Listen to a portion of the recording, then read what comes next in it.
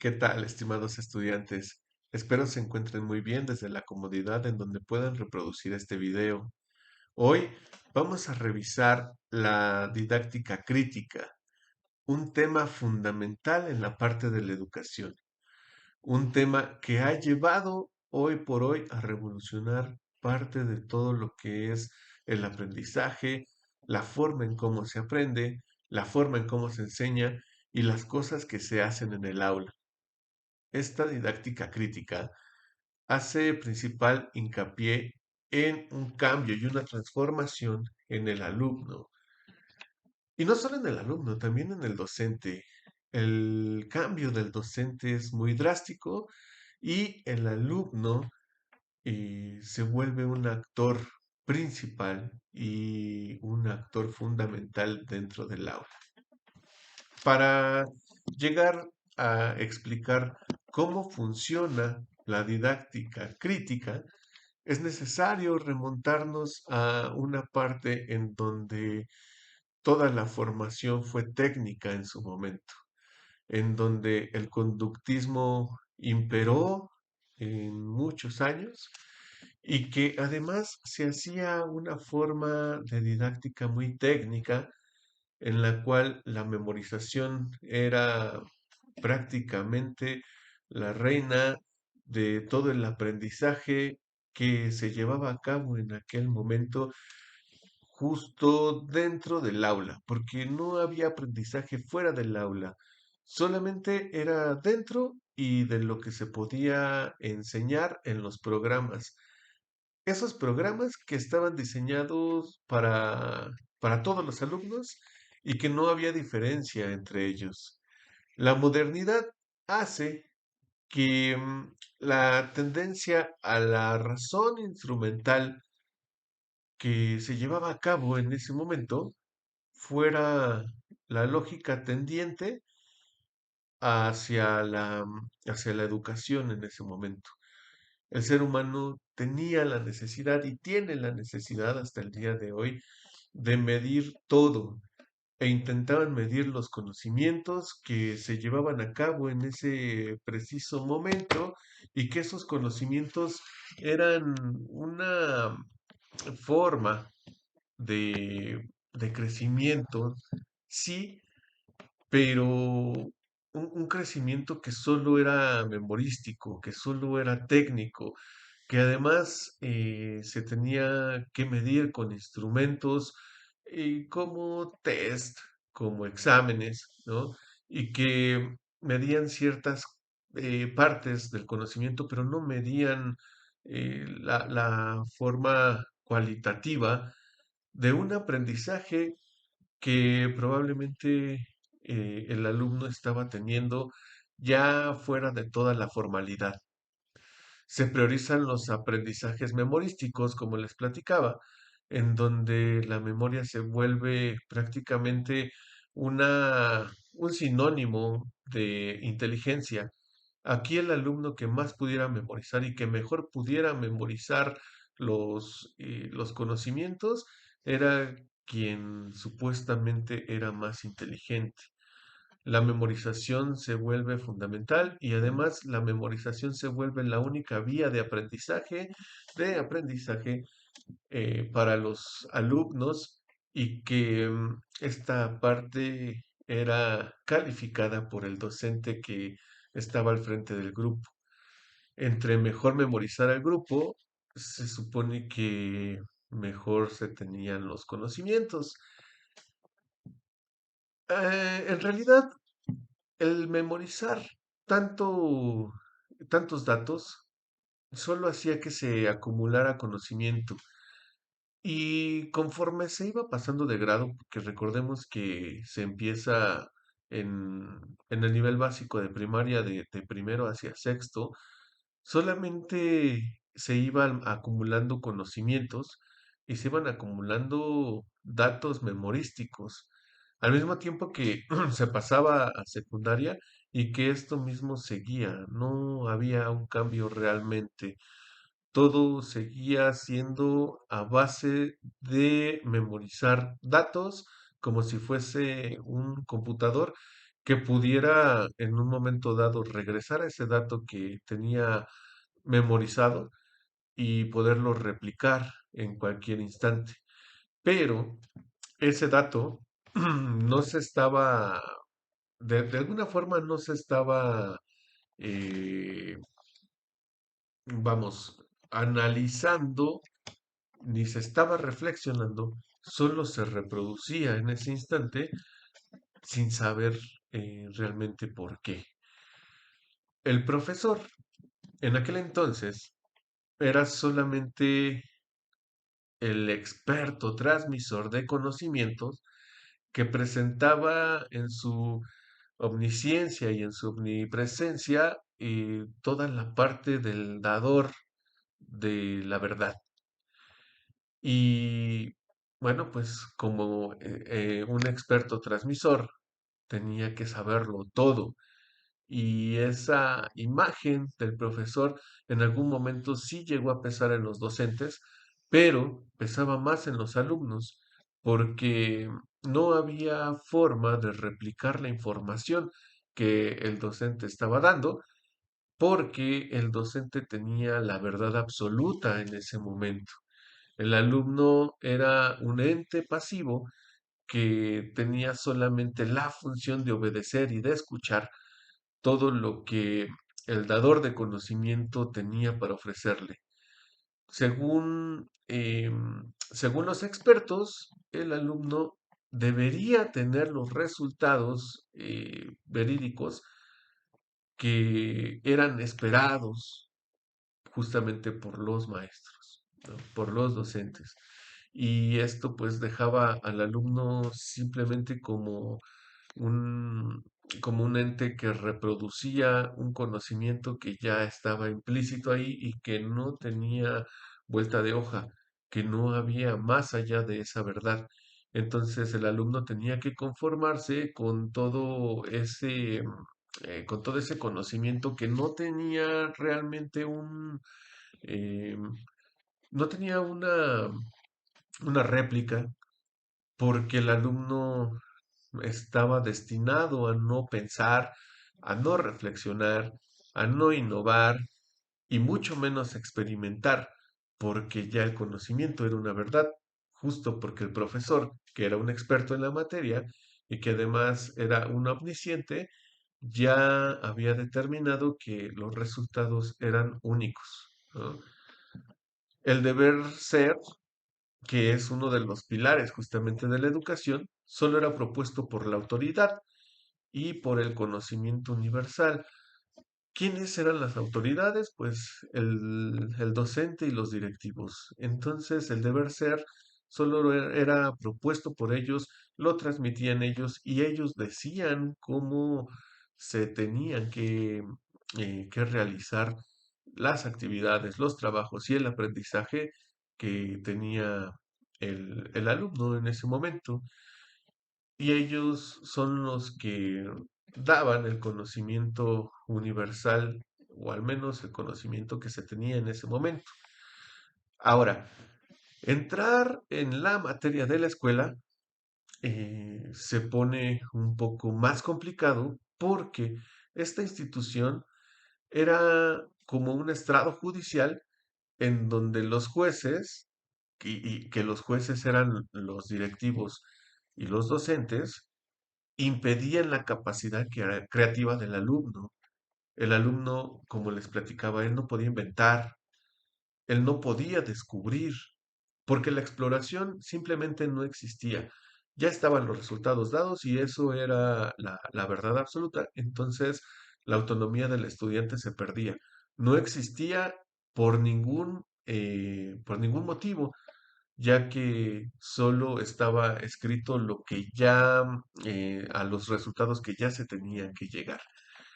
Entonces, lamentablemente es que la escuela se vuelve ese cementerio de, de almas, de estudiantes que realmente querían reflexionar y que querían hacer críticas constructivas sobre alguna teoría o sobre algún tema que era importante.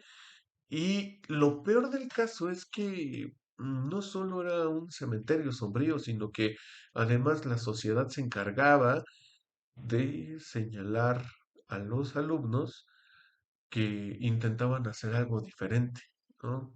Como querían hacer algo diferente, pues la misma sociedad se encargaba de señalarlos como unos alumnos que no estaban respetando a la autoridad, que no respetaban las reglas del aprendizaje que se estaban llevando a cabo, ¿no?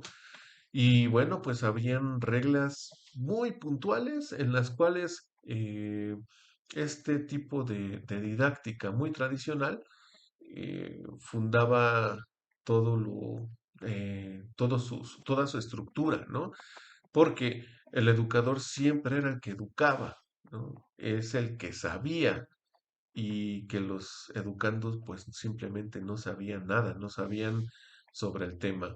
El educador era el experto y era el que sabía sobre el tema. Los educandos simplemente no tenían oportunidad ni siquiera de opinar porque no tenían conocimiento. El educador es el que piensa. Realmente los educandos no pensaban, ni siquiera eh, tenían un poco de reflexión al respecto, según este sistema, porque el educador era el que se encargaba de pensar. El grupo en sí no pensaba, solo el educador, y el educador es el que habla. Los educandos solamente deben ser eh, unos entes que escuchan dócilmente y el educador es el que transmite a través del habla todo el aprendizaje, pero en realidad el educando siempre tenía que ser dócil. No podía hablar, ¿no? Esto era castigado, no debía hablar, no debería interrumpir la clase, no puede opinar y no puede externar absolutamente nada a menos que sean dudas y dudas muy puntuales, ¿no? Porque su trabajo de el estudiante era solo escuchar.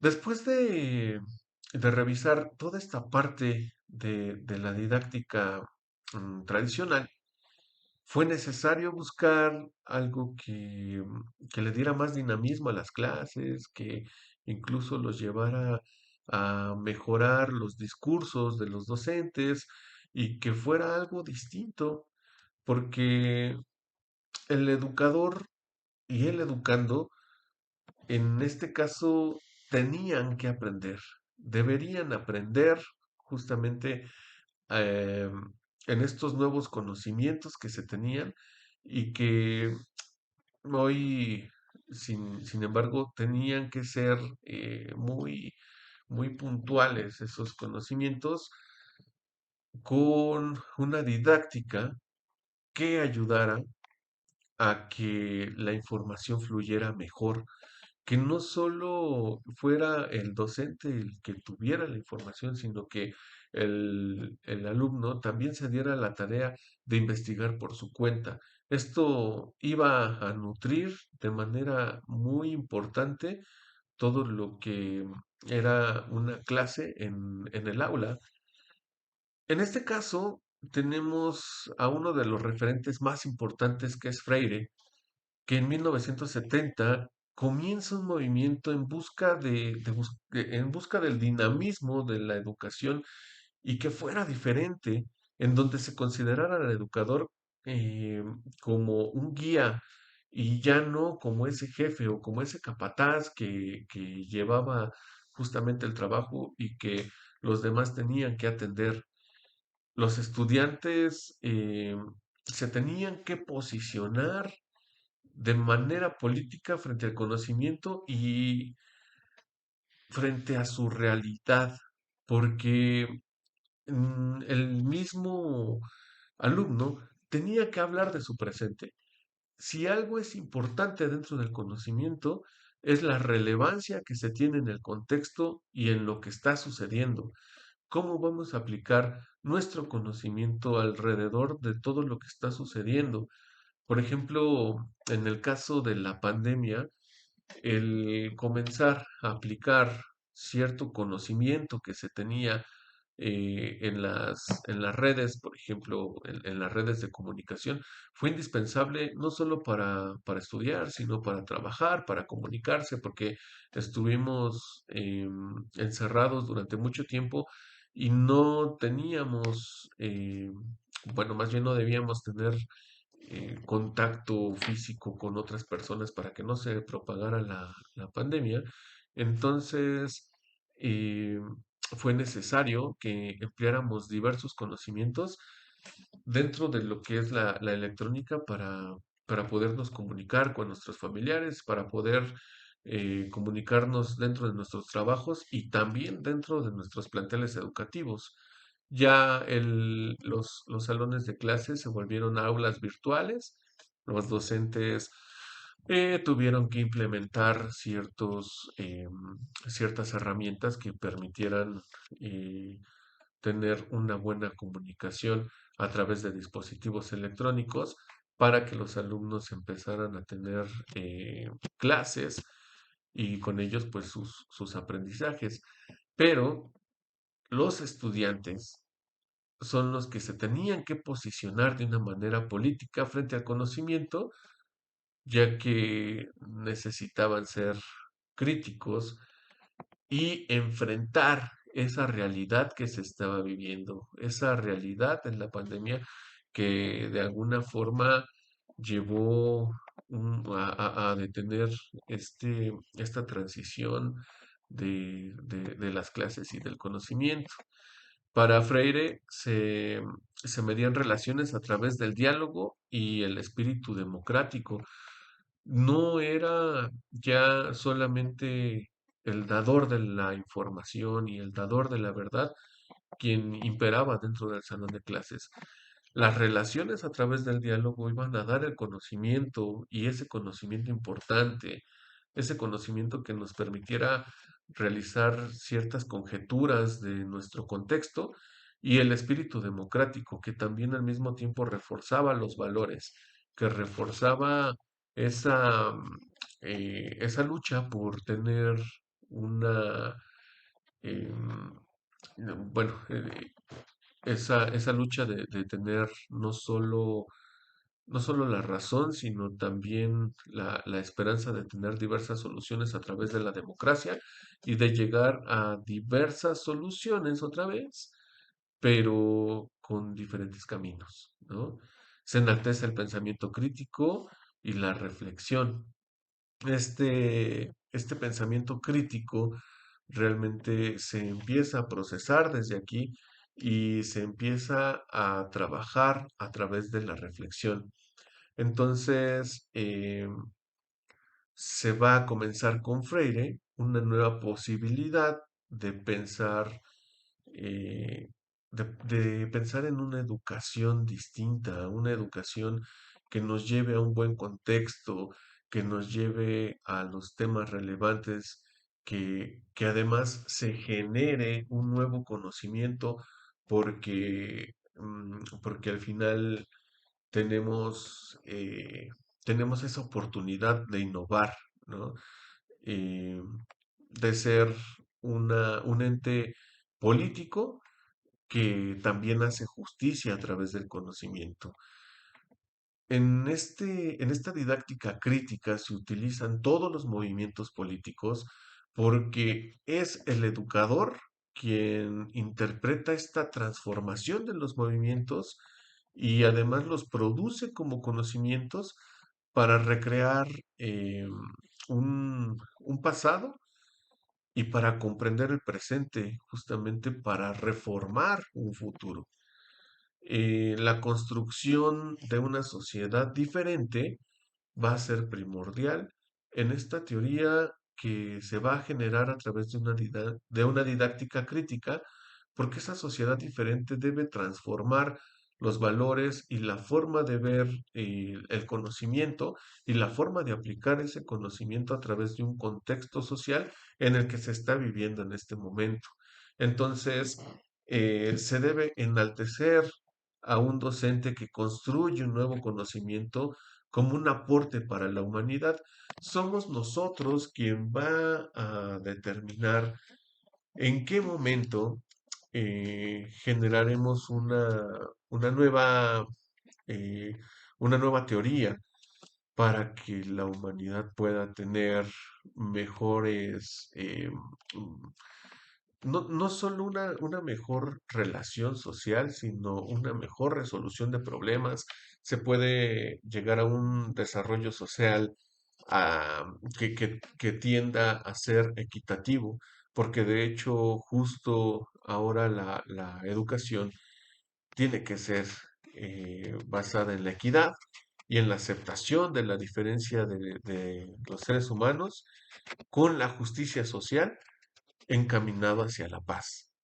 Entonces, la didáctica crítica es justo lo que busca, esa equidad en donde se integren todas las diferencias de los seres humanos con una tendencia hacia la justicia social y que nos genere un conocimiento que tenga que ver completamente con la paz. Bueno, espero que con este video se hayan podido aclarar las dudas y que además la explicación haya quedado como un poquito más extensa en cuanto a las presentaciones que tenemos en nuestra plataforma. Bueno, pues yo me despido. Espero que sigan gozando todos de una excelente salud y nos vemos hasta la próxima.